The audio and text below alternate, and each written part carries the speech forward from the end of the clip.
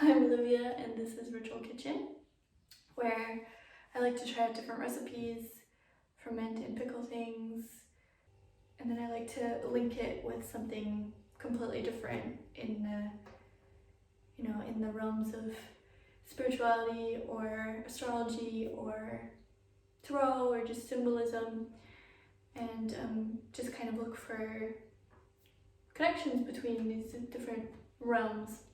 Today I want to pickle watermelon rinds because I've read a couple times that you can, the white part in between the outer bit and the pink, tasty, sweet bit, that part you can pickle. And I'm curious what it tastes like, so I'm going to try it out for us. The other thing that has been floating around in my head, or that I've been thinking about a lot recently, is the eclipse season that we are in currently, and the solar eclipse that is coming up on June 10th. Eclipses were, I don't even know if I understood what they were until a couple of years ago. I was always like, oh yeah, there's a lunar eclipse, there's a solar eclipse.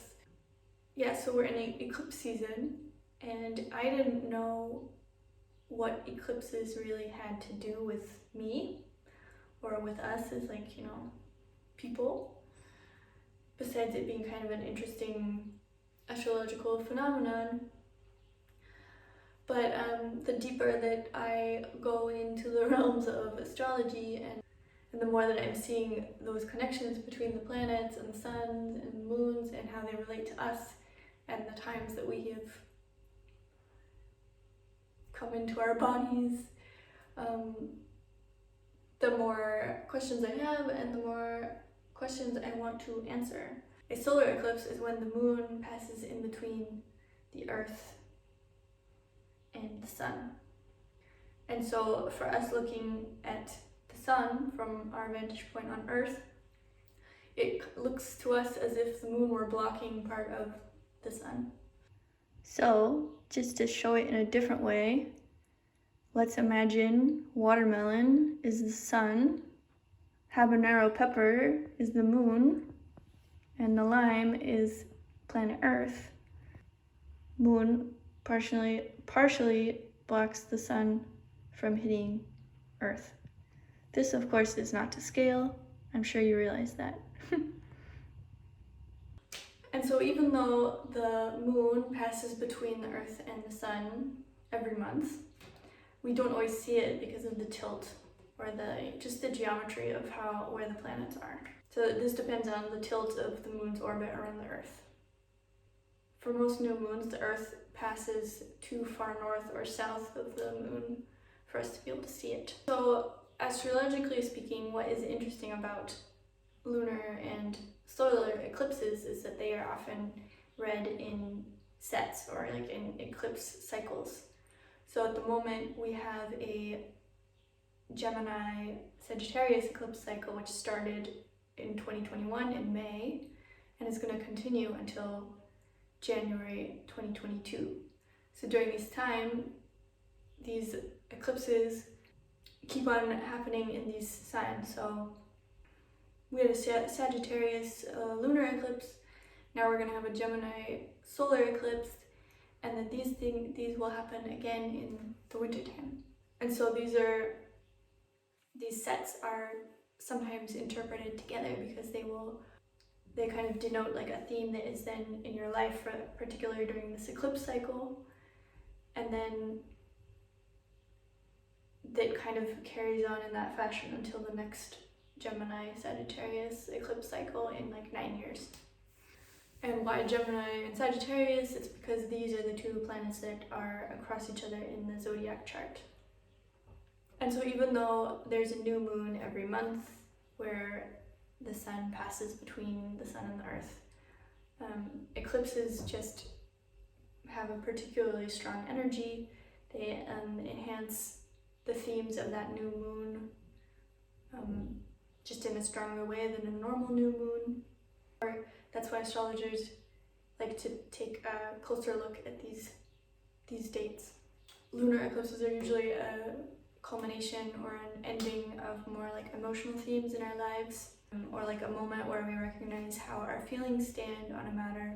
Solar eclipses are more about looking back at what we have done and embarking on a new path or a new beginning, but with kind of this knowledge that we're taking with us from like the last 6 months. An astrologer can then look at your birth chart and see where the planets were when you descended onto Earth, and then compare these with where these eclipses are. So for example, where this solar eclipse is with regards to your chart. Basically you can see where or what planets were in Gemini and Sagittarius when you were born. These will denote areas that are going to be playing up more during this time. So in this situation we have a Gemini solar eclipse, so I would look at Gemini in my birth chart and see what planets were there when I was born, and those would be the themes that would come up. Also, I can look and see which house it is. The zodiac chart is cut into 12 houses, and each of these houses connotate a different theme for our life. So it could be you know, home, social life, work, finances, and depending on which planets are sitting in these different houses when you're born, these can be different themes that will come up in your life or that you're gonna have to work on. Yeah, so my example, I don't have any planets in Gemini, but Gemini, when I was born, was in my 5th house. So 5th house has to do with pleasure, with creativity, and with romance. And so since it's a Gemini solar eclipse, those are going to be the themes that will be more relevant to my life in the next 6 months, or that will be, you know, kind of popping up more. And so yeah, if you find this interesting, there are plenty of astrologers on YouTube who can explain the eclipses and what kind of energy they're going to be, you know, bringing or expressing, or who can do a better job at explaining what lunar and solar eclipses have to do with astrology in more detail. But that was just my little intro in case you're curious, and yeah. And so today I'm going to use this watermelon, and every time I do one of these videos I feel obliged to get a bit informed on a plant. So watermelons were actually originally from Africa. They were domesticated in northern Africa. So the first kind of record of watermelon was that they found seeds in ancient Libyan sites and also in pharaohs' tombs in Egypt. So yeah, kind of a nice little imagining people eating watermelon on the Nile and having a good old time. It's actually a berry, and you can eat it raw, obviously. You can pickle it, and then the seeds are also edible. They're eaten in China, in Vietnam, and in Israel, roasted or salted or dried. So I didn't know that. I mean, I knew that it was safe to eat them, but I didn't know that you could technically also eat them as a snack. Wild versions can grow up to 20 centimeters in diameter, and cultivated versions can grow up to 60 centimeters in diameter. You can get red versions, pink versions, orange versions, yellow versions, and white versions. I don't think I've had more than red, pink, or yellow, but good to know. And they need about 85 days to ripen, so nearly 3 months.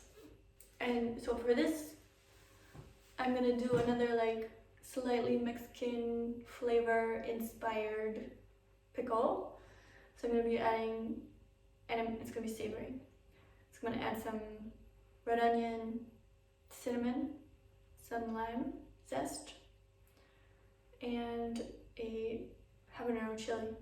So first thing we do now is peel this large and lovely lady. Okay, so here the lady, she's all peeled. And now we can cut it up and save those tasty inside bits for something. I think I'll make an agua fresca actually, which yeah. In Mexico you can get lots of just blended fruits. So for example, just blended watermelon or papaya or whatever with water. And so it's called Agua Fresca, which just means fresh water. But sounds a lot cooler than fresh water, so yeah. And watermelon is one of those ones that you can get a lot, so I'll probably blend up the insides and have an Agua Fresca.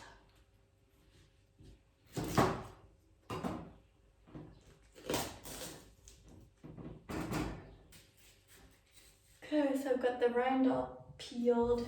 I'm gonna add half a red onion. I'm gonna cut these into a couple slivers. I'm just gonna cut some of these up a little bit smaller. Then I'm gonna add lime zest. This isn't quite as much as expected, and it was quite a small watermelon as well. I'm just adding a tablespoon of sea salt flakes. Okay, now it's time to stuff it in the jar. I squeeze it in. That should be good. I'm gonna put this guy in a thing so he doesn't juice all over the place. But it looks pretty good. I'm really excited to see what this tastes like because it's always nice to find different ways to use the fruit and veg that we know, but where sometimes we throw out a big chunk of it. And yeah, until recently I didn't know that you could pickle watermelon rinds or that they would be edible with pickling or cooking. So I'm excited for the result, and yeah, I'm sure there's lots of other things that we could do this with. Zero waste watermelon. Okay, so as for the rest of the watermelon, I'm going to blend it and drink it. I'm adding some lime juice, just to be fancy. Add some cinnamon, just because I think it's magic. Cayenne pepper, because everyone's always like cayenne pepper's the shit. So, why not?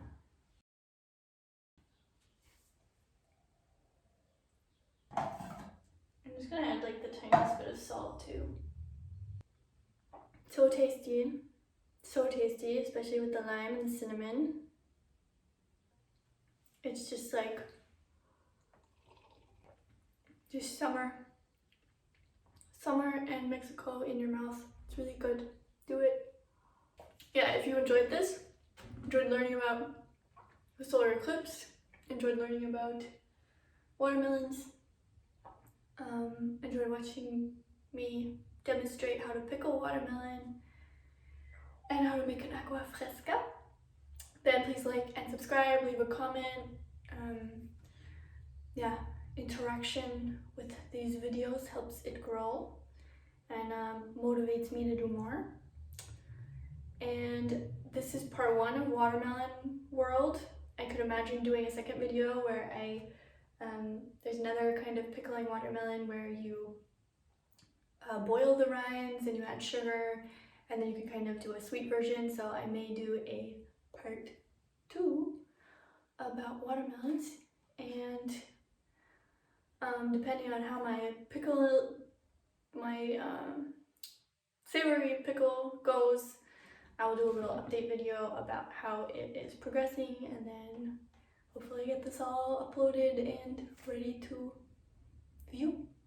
So that's it. Thank you for watching, and see you next time. Okay, so it's been about 3 days and it's looking pretty active and bubbly. and so I want to share this video. So I'm gonna already give it a taste test. Yeah, the flavors are developing nicely. It's gonna taste good. It's kind of like what raw cucumber, like a really crunchy cucumber. So I already think it's gonna be great. The spices are flavoring it nicely, and you should definitely make your own version with your watermelon leftovers.